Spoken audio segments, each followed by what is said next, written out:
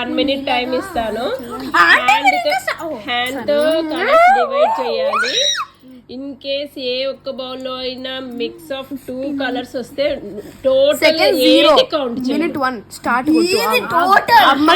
కదా నువ్వు చేస్తుంది. సో ఏది కౌంట్ చేయను. నాకే సపోజ్ ఇప్పుడు ఇలా వేసావనుకో వేరే కలర్ వచ్చేస్తుంది కదా, నీకు అసలు గేమ్ లో ఏది కౌంట్ 0. Your score is 0. ఓకేనా? విన్నారు ఆ ఫోన్ చేసుకోండి. 2 చేస్తారు 3 చేస్తారు ఇంకా కన్ఫ్యూజ్ అయిపోతారు మీరే. ఓకేనా? You can use 2 hands or single hand.